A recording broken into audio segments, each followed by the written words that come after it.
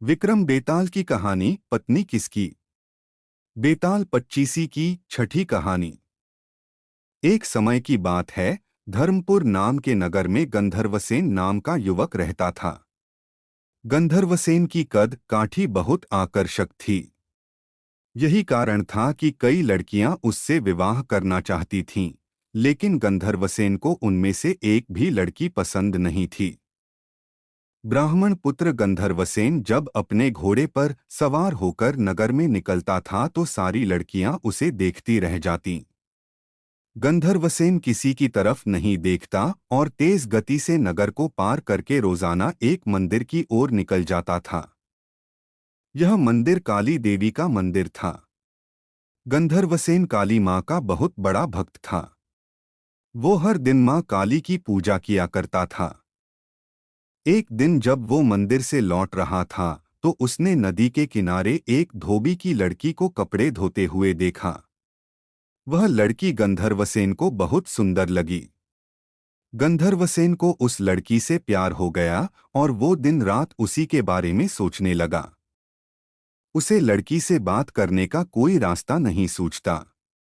एक दिन उसने काली माँ के मंदिर में पूजा करते हुए ये प्रतिज्ञा ली कि अगर वो लड़की उसकी हो गई तो वो काली माँ के चरणों में अपना शीश चढ़ा देगा।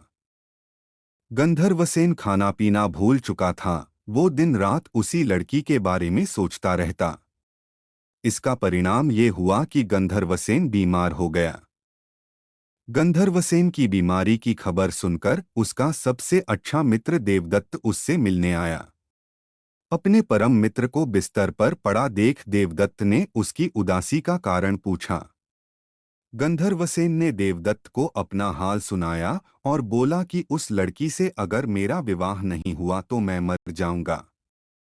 देवदत्त अपने मित्र से बहुत प्यार करता था, इसलिए उसने लड़की को ढूंढने की ठानी। देवदत्त उस लड़की को खोजने में सफल हुआ। देवदत्त ने उस लड़की के पिता से कहा कि अपनी बेटी की शादी गंधर्वसेन से कर दें। लड़की के पिता ने सारी स्थिति का जायजा लिया और अपनी बेटी का विवाह गंधर्वसेन से करा दिया। शादी को 5 दिन बीत गए और गंधर्वसेन उस प्रतिज्ञा को भूल चुका था जो उसने काली मंदिर में ली थी। एक दिन सपने में गंधर्वसेन को अपनी छाया दिखाई देती है। उसकी छाया उसे वो प्रतिज्ञा याद दिलाती है और कहती है कि अगर तुम ये प्रतिज्ञा पूरी नहीं करोगे तो स्वार्थी कहे जाओगे। अगले दिन गंधर्वसेन को अपनी गलती का एहसास होता है और वो काली मंदिर में अपनी बलि देने के लिए तैयार हो जाता है। वो अपने मित्र देवदत्त को बुलाता है और उससे कहता है कि मैं, तुम और तुम्हारी भाभी मंदिर चलते हैं। मैं मंदिर में अंदर पूजा करूंगा और तुम बाहर अपनी भाभी का ध्यान रखना। देवदत्त मंदिर चलने को तैयार हो जाता है। दोनों दोस्त उस लड़की के साथ मंदिर पहुंचते हैं। गंधर्वसेन मंदिर के अंदर अपनी प्रतिज्ञा पूरी करने चला जाता है। देवदत्त और गंधर्वसेन की पत्नी बाहर उसकी प्रतीक्षा करते हैं। बहुत समय तक जब गंधर्वसेन बाहर नहीं आता तो देवदत्त मंदिर के अंदर चला जाता है। देवदत्त अंदर जाकर देखता है कि गंधर्वसेन ने अपनी तलवार से अपना सिर काटकर काली माँ को बलि चढ़ा दिया है। यह देखकर देवदत्त घबरा जाता है। देवदत्त सोचता है कि कोई भी व्यक्ति यह यकीन नहीं करेगा कि गंधर्वसेन ने अपनी हत्या खुद की है। सब ये सोचेंगे कि देवदत्त ने अपने मित्र को मारा है ताकि वो उसकी पत्नी से विवाह कर सके। इस आरोप से बचने के लिए देवदत्त ने गंधर्वसेन की तलवार से अपना सिर भी काट लिया। थोड़े समय बाद गंधर्वसेन की पत्नी अपने पति और उसके मित्र देवदत्त को खोजने मंदिर आई। वहां दोनों मित्रों की लाश देखकर वो डर गई। उसने सोचा कि लोग उन दोनों की हत्या का आरोप मेरे ऊपर लगाएंगे, इस लांछन से अच्छा है कि मैं भी मर जाऊं। जैसे ही उस लड़की ने अपना सिर काटने के लिए तलवार उठाई वैसे ही वहां मां काली प्रकट हुई। मां काली ने कहा, पुत्री मैं तुमसे प्रसन्न हूं, बोलो क्या वरदान मांगती हो।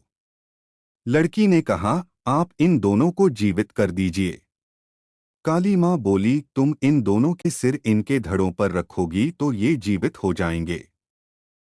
लड़की ने ऐसा ही किया, लेकिन उससे सिर रखने में गलती हो गई। उसने गंधर्वसेन का सिर देवदत्त और देवदत्त का सिर गंधर्वसेन के धड़ पर लगा दिया। दोनों मित्र जीवित होकर उस लड़की के लिए लड़ने लगे। इतनी कहानी सुनाकर बेताल ने विक्रमादित्य से कहा, राजन, अब तुम ही बताओ कि उस लड़की का पति कौन है। विक्रमादित्य को जवाब मालूम था। अगर वो चुप रहते तो बेताल उनका सिर धड़ से अलग कर देता। इसलिए विक्रमादित्य बोले, व्यक्ति की पहचान उसके चेहरे से होती है, इसलिए देवदत्त उस लड़की का पति होगा,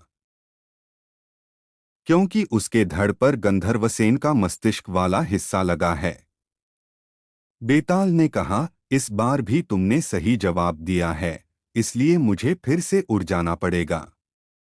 इतना बोलकर बेताल फिर से घने जंगल की ओर उड़ गया। राजा विक्रमादित्य फिर से बेताल को ढूंढने के लिए उसके पीछे चल दिए। कहानी से सीख, इंसान जो भी करता है अपने मस्तिष्क से ही करता है, इसलिए उसकी पहचान मस्तिष्क से ही होती है।